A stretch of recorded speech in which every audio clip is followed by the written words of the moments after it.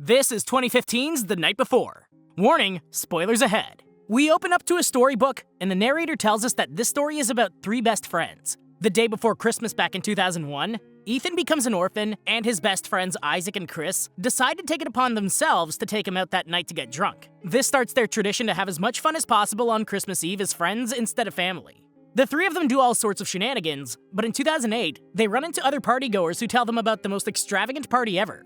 The Nutcracker Ball became a mission of theirs to find, but as time goes on, the friends grow apart. Isaac has a family and Chris is now famous. Ethan is stuck as a server in an elf costume on Christmas Eve in the present, but he can't even seem to do that right. Even his boss rips him a new one about being 33 years old and not having much to be proud of. I couldn't be an elf. I can't bring my face to do that whimsical look. I look more like an Oompa Loompa than an elf. When Ethan gets put on coat check duty, he ends up finding tickets to the Nutcracker Ball that one of the guests comes in with, and he decides to walk out with the tickets. He goes home to call the number on the ticket, and a voice tells him that they'll send him the location of the party at 10 o'clock that night. Elsewhere, Chris handles a phone call from his mother while he injects himself with steroids. Afterwards, he goes out to say hello to his fans, and across town, Isaac gets interrogated by a set of twins about why Jews don't celebrate Christmas. Suddenly, Betsy comes walking out with her pregnant belly, and she saves Isaac from the worst conversation of his life. Then Ethan arrives for Christmas dinner, and Chris isn't far behind him. It turns out that Isaac and Chris have actually talked about this during their last Christmas party night. Traditionally, this is a surefire way to guarantee that this is either the absolute worst Christmas fun night or the absolute best. Well, Betsy gives Isaac a fun box of multiple drugs, so either way it's going to be a night for the history books. Once the friends get outside, Chris reveals that he's now the face of Red Bull, and they're going to be rolling around the city in the Red Bull limo. They start their night off with a bit of champagne, and they head down to Rockefeller Center. Chris tries to see if Ethan's been moving forward with his life, but it looks as though Ethan is going nowhere fast. Eventually, they get to the tree, and Ethan gives his Christmas speech. He ends up showing the others the tickets that he lifted from earlier, and they decide to try and hit up as many Christmas traditions as possible before getting the address for the party. The first one is piano dancing at some toy store, and I kind of really want to go play piano on this floor now. Why do I want to fly to New York City just to dance on a floor piano? I'm sure there are plenty of others around the world, but I guess they just aren't this one. When the three friends head out to get some food, Chris calls one of his superstar teammates, and he brags about going to the Nutcracker Ball that evening. Tommy tells Chris to bring some green with him when he comes to the party, and Chris tells Isaac and Ethan that they've got to find some to bring with them later. Ethan would rather that they focus on this being their last Christmas, but Chris is more concerned about his teammate. They go to meet Mr. Green, and Chris hops in his car to make the purchase. Mr. Green mentions that Christmas is one of his busier nights of the year, and Chris talks about how he used to sell to them when they were back in high school. That's how you bond, by going to the same drug dealer that you had 15 years ago in high school. I know there's plenty of people that actually do that. Chris tries to tell him that the weed isn't just for him, but Mr. Green doesn't care. He tries to get Chris to test it, and Chris is hesitant at first. Eventually, he gives in and smokes the weed called the Weed of Christmas Present. As Chris tries to get the money out of his pocket, Mr. Green tries to invite him to a party that he's throwing, but Chris tells him that they've already got a banger of a party to go to. The friends continue on their Christmas traditions, but Ethan's ex ends up showing up with her friend. Diana and Sarah talk about their evening, and Isaac seems to be having trouble from the shrooms he took back at the restaurant. Isaac is tripping balls right now. I don't think I've seen someone start sweating so suddenly. You can literally watch the sweat grow on his forehead. Isaac leaves to call Betsy, and Sarah heads to the bar to give Ethan and Diana a bit of privacy. Isaac decides to snort some coke to try and level himself out, and Chris is out in the alley calling Tommy to tell him about the weed. Chris ends up running into a fan in the alley, and Isaac records a message for his future self that talks about how much of a mistake the baby is going to be. When he comes out of the bathroom, he ends up hanging out with Sarah, and he goes to get them drinks. What he doesn't realize is that his nose is bleeding, and he ends up dripping blood into her drink. Well, that's enough to make her vacate the scene, and she takes Diana with her. Meanwhile, Chris is banging in the bathroom, and the friends leave after he comes out. Of course, when you're getting it on in a random bathroom with a stranger you met in the alley, you should always check their sticky hands afterwards. In this case, the woman's sticky hands walked away with Chris's weed. Was it worth it?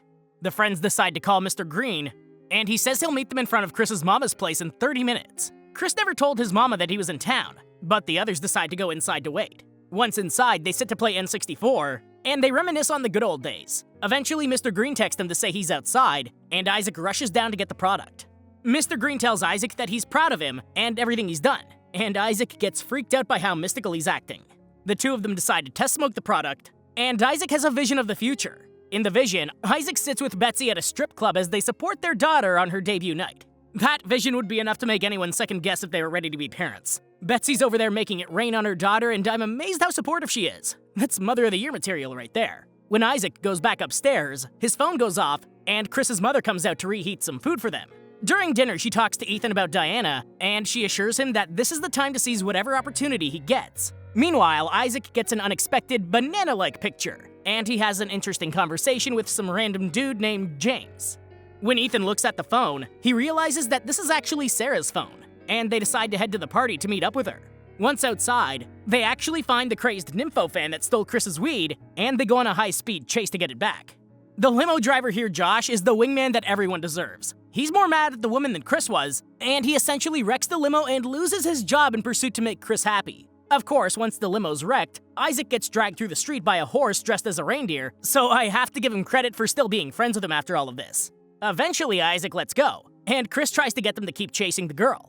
He ends up going on his own, and Isaac even leaves Ethan to go get his phone number before Sarah sees the video that he recorded earlier that night.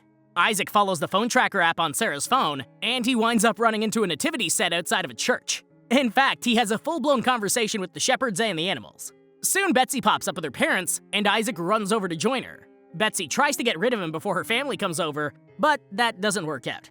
Before heading into the church, Betsy tries to see how messed up he is, but it's pretty clear that he's beyond messed up. Meanwhile, Ethan decides to give a speech to a couple of Santas, and I have to say that the Santas are probably more right. It's almost midnight, and they probably just got off work. This is adult time.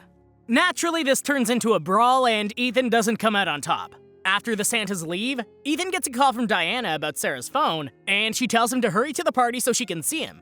Meanwhile, Isaac gets his first experience at a midnight mass, and the drugs are really messing with him.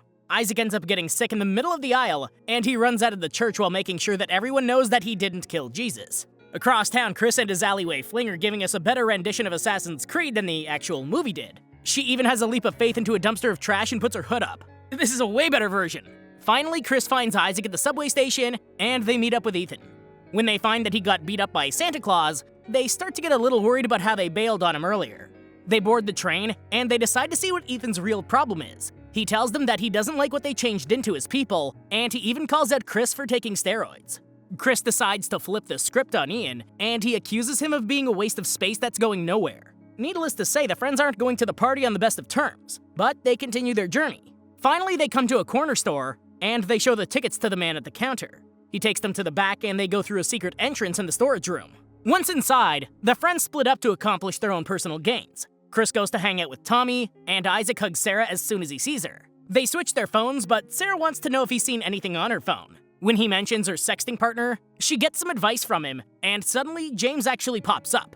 Isaac compliments him on his anatomy, and all three of them go out onto the dance floor. Ethan looks around for Diana, and he winds up finding Miley Cyrus instead. He approaches her, and he talks about how much he wants her to sing a song for Diana. Miley takes it too far, as always, and she mentions that he needs to go big or go home. So Ethan's going to propose to Diana now. And we all know to not let Miley Cyrus peer pressure you into pretty much anything. Chris starts to feel like he's not part of the team anymore, and Sarah gets on to Isaac about getting in the way of things with James. Suddenly, Miley starts singing Wrecking Ball, and she brings Ethan up on stage. Diana can't believe what she's seeing, but she really can't believe that Ethan is proposing to her in front of everyone. I can understand wanting things to be romantic and extra, but it might not be a good idea to put someone on the spot like that. Diana nervously says yes, and she pulls him to the side to talk. She tells him that she doesn't appreciate him putting her on the spot, and she's not going to be marrying him. She apologizes for the fact that things aren't going well for him right now, but she doesn't want to be his lifeline. She leaves him there, and Chris and Isaac try to find him. Isaac runs into Tommy first, and he winds up taking out half of the team on accident. On top of that, he ends up impaling Tommy's winning hand on a spike, and Chris has to come over to save him. Chris stands up for Isaac, but the two of them end up getting kicked out of the party by security dressed in reindeer antlers. Ethan heads up to the roof to ponder things, and Mr. Green shows up with him to talk about how the Nutcracker Ball is actually his party. When Mr. Green asks him about what's wrong with him, he points out that he shouldn't worry about losing his friends, and he hands him a joint. Whatever weed Mr. Green is offering everyone would make him a millionaire. Everyone is getting full-blown visions. Ethan winds up going back to the first Christmas that he and his friends hung out at after his parents' death, and it looks like the best Christmas I've ever seen. Even Mr. Green cries at the vision. Ethan tells him that things are all different now. But suddenly, he hears Chris and Isaac yelling on the street about how they're going to break in to try and save Ethan from his embarrassment. Ethan thanks Mr. Green for his insight, and he heads down to the others. The next morning, the three of them sit by the water, and they talk about how dumb Ethan's proposal was. After a little self-reflecting, Ethan realizes that he causes a lot of his own problems, but the others assure him that he can overcome it if he tries. Suddenly, Isaac checks his phone and he realizes that he has a bunch of missed calls from Betsy. Betsy ends up calling him, and he finds out that she's going into labor. The three of them run down the street for a while, and Ethan finds Mr. Green's car with the driver door open. They hop inside, and we watch as Mr. Green earns his wings and takes off. It's the weed. Mr. Green has me wondering if I got some secondhand smoke while watching this movie.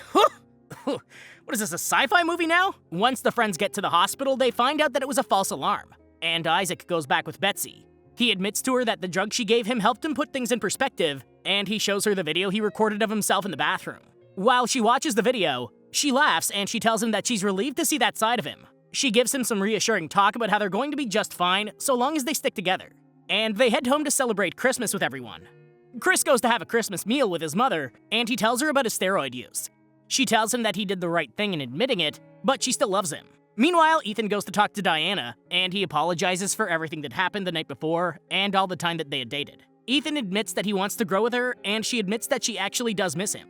This must be part of that Christmas spirit stuff at work. This is not how things work out in real life. By all means, you do you, but this is not a textbook on how to win back the girl. The two of them kiss, and they head inside to meet Diana's parents. A year later, everyone gathers at the table, and things have worked out for the best for everyone. Soon, Betsy walks out and tells the guys that the baby won't sleep, so Ethan, Isaac, and Chris head in there to sing her their rendition of Christmas rap. After she lays down, we see that Santa was actually reading this story to his elves at the North Pole. We even get to see that Mr. Green is at the North Pole, and Santa and the elves start their party. Then the credits roll. This is a great feel-good Christmas movie for someone that wants a little raunchiness and something that isn't your traditional Christmas story. Give it a shot. Thank you for watching, and I hope you enjoyed the video. Don't forget to like and subscribe for more like this one. Comment what you think I should watch next, and I'll see you in the next video.